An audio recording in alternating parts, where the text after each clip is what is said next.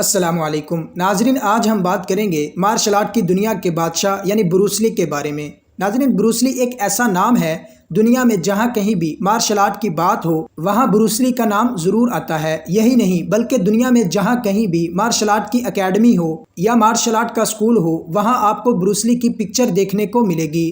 ناظرین، آج ہم بات کریں گے بروس لی کی زندگی کے بارے میں، اور آج کی اس ویڈیو میں ہم آپ کو یہ بتائیں گے کہ اتنی چھوٹی عمر میں یہ کیوں اور کیسے اس دنیا سے چلے گئے۔ تو شروع کرتے ہیں آج کی اس ویڈیو کو۔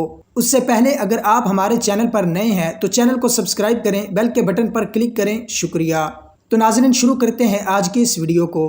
ناظرین، بروس لی ایک ایسا نام تھا جو مارشل آرٹ کا ماہر ہونے کے ساتھ ساتھ ایک اچھا اداکار اور ایک بہترین ڈانسر بھی تھا۔ ناظرین، بروس لی کا وزن 63 کلو گرام تھا اور قد 5 فٹ 7 انچ تھا۔ پنچ کی طاقت ہیوی ویٹ چیمپئن محمد علی کے برابر تھی۔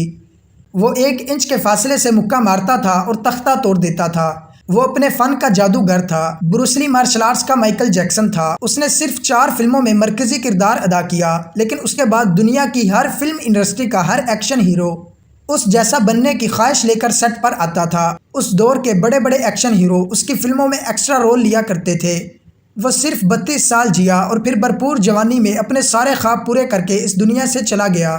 آخر اس 5.5 فٹ کے انسان میں ایسا کیا تھا کہ چند برس کے کیریئر میں وہ زمانے پر ایسی داغ بٹھا گیا کہ دنیا میں شاید ہی کوئی ہو جو بروس لی کو نہ جانتا ہو۔ آج ہم آپ کو ہانگ کانگ کے جادوگر بروس لی کی کہانی بتائیں گے۔ بروس لی کو ایک بڑا فنکار بننے کا خواب ورثے میں ملا تھا، کیونکہ اس کے والد سان فرانسسکو میں بڑا ہالی ووڈ اسٹار بننا چاہتے تھے، لیکن وہ لاکھ کوششوں کے باوجود اوسط اسٹیج اداکار سے آگے نہ بڑھ سکے، اور بروس لی کی پیدائش کے صرف 3 برس کے بعد سان فرانسسکو کا چائنا ٹاؤن چھوڑ کر ہانگ کانگ واپس آ گئے۔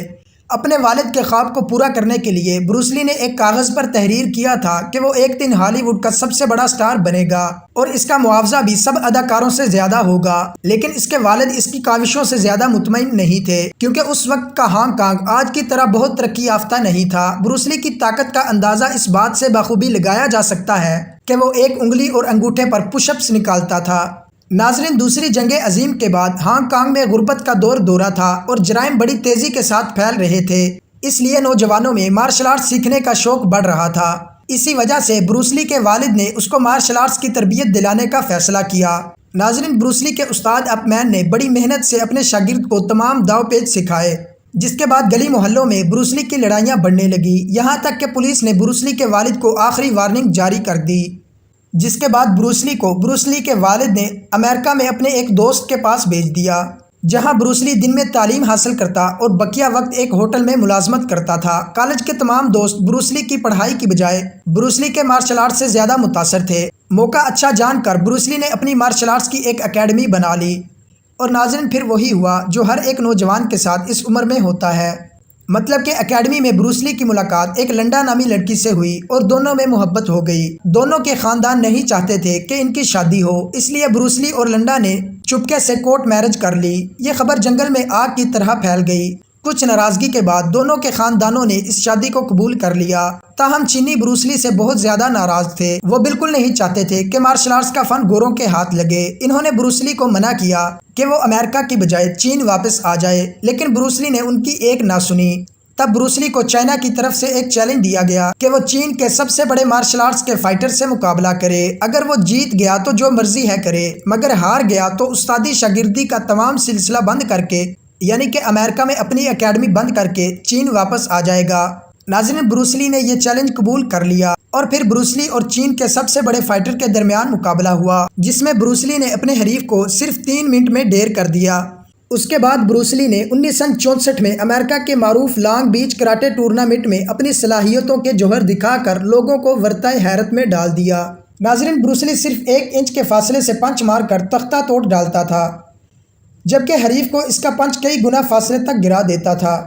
ناظرین، بروس لی کی اسی قابلیت کی وجہ سے اسے ایک ہالی ووڈ سیریز میں کاسٹ کیا گیا، جو کہ بری طرح فلاپ ہو گئی، لیکن بروس لی نے ہمت نہ ہاری۔ ناظرین، بروس لی اس حد تک جنونی تھا کہ اس نے فلم میں بھی فائٹ کے دوران اپنی شکست کو تسلیم کرنے سے انکار کر دیا، جس کی بنا پر فلم کے اسکرپٹ کو تبدیل کرنا پڑا۔ امریکی عوام کسی طور پر بھی کسی ایشیائی کو اپنی فلموں میں ہیرو دیکھنا نہیں چاہتی تھی۔ تب بروس لی نے مایوس ہو کر چین واپس آنے کا فیصلہ کیا، جہاں کامیابی اس کی منتظر تھی۔ سرمایہ دارانہ نظام پر بننے والی بروس لی کی پہلی ہی فلم نے ان کو شہرت کی بلندیوں پر پہنچا دیا۔ شہرت کا یہ عالم تھا کہ اس کا اپنی فیملی کے ساتھ باہر نکلنا مشکل ہو گیا۔ فسٹ آف فیوری کے نام سے بروس لی کی دوسری فلم نے مقبولیت کے تمام ریکارڈ توڑ دیے اور اس کے بعد بروس لی کے خواب کی تعمیل کا وقت آیا جب ہالی ووڈ سے اس کو ایک فلم میں کاسٹ کرنے کی آفر ہوئی جو کہ چین اور ہالی ووڈ کی مشترکہ پروڈکشن تھی۔ ناظرین، فلم کی شوٹنگ مکمل ہونے کے بعد بروس لی ایک مہلک دماغی مرض کا شکار ہو گیا جس کے علاج کے لیے وہ امریکہ بھی گیا۔ ڈاکٹروں نے اسے ابتدائی طور پر فٹ قرار دے دیا، لیکن چین واپسی کے کچھ مہینوں کے بعد وہ ایک مرتبہ پھر اس مرض کا شکار ہو گیا۔ ناظرین، پھر ایک دن بروس لی کے سر میں درد اٹھا اور وہ میڈیسن لے کے آرام کرنے کے لیے سو گیا، لیکن ناظرین پھر اس کے بعد بروس لی دوبارہ نہ اٹھ سکا۔ اس کی اچانک موت کی خبر نے اس کے تمام چاہنے والوں کو غمگین کر دیا۔ ناظرین، بروس لی کی موت کے ایک مہینے کے بعد اس کی مووی ریلیز ہوئی جس نے نہ صرف بے پناہ مقبولیت حاصل کی بلکہ ہالی ووڈ کی تاریخ بھی بدل ڈالی، جس کے بعد ہالی ووڈ میں بھی ایشیائی ہیروز کو کاسٹ کیا جانے لگا۔ ناظرین، یہ تھی مارشل آرٹ کے بادشاہ بروس لی کی کہانی۔ اگر آپ کو ویڈیو اچھی لگی ہو تو ویڈیو کو لائک کریں۔ اگر آپ نے ابھی تک چینل کو سبسکرائب نہیں کیا تو چینل کو سبسکرائب کریں۔ شکریہ۔